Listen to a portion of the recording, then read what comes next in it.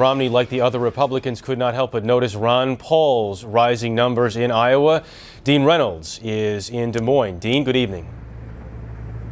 Good evening, Jeff. Well, Ron Paul told audience here today he believes the public is ready for change in domestic and foreign policy, and he thinks that's why, as he put it, we're moving up a little bit in the polls. Returning to the Iowa campaign trail, Ron Paul immediately saw something was different. It does look like there are more cameras than there used to be.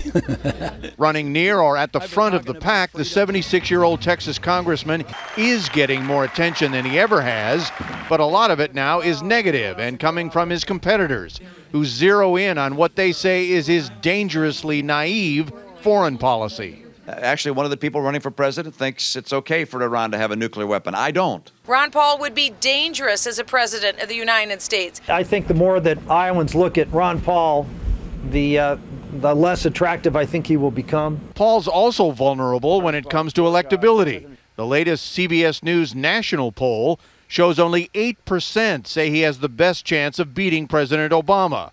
But at Paul's appearance in Newton, Bill and Amber Holland strongly disagreed. Ron Paul's been really steady, and I think it's because his message is starting to strike a chord with a lot of people. Do you think he can win the nomination and be elected president? I think he can because he has the following. People want totally different change, something different. He's different, and I mean, that's why I like him. Paul's standing here is grounded on a well-run organization. Followers who say they would walk barefoot on cut glass to vote for him, and well-produced, starkly negative ads. This one started running today. Serial hypocrites and flip-floppers can't clean up the mess.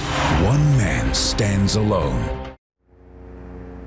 He sure does stand alone and out of the mainstream of his own party. And while that may give heartburn to the GOP establishment, it's safe to say that Ron Paul wouldn't have it any other way. Jeff? Dean, did want to ask you tonight about Rick Santorum, who appears to have made this surge, now in third in this latest poll. What's behind that? Well, Rick Santorum was the first candidate, and perhaps the only candidate so far, to visit all 99 counties in Iowa. He did that quite some time ago, and he did it the old-fashioned way, hand-to-hand, face-to-face, and he accomplished it without much money and overcoming enormous media and Republican Party establishment skepticism. And it just may be that with his impeccable conservative credentials and having seen the other conservative alternatives to Romney wither, that Rick Santorum's moment in the sun has come at just the right time. Jeff? Dean Reynolds, thank you.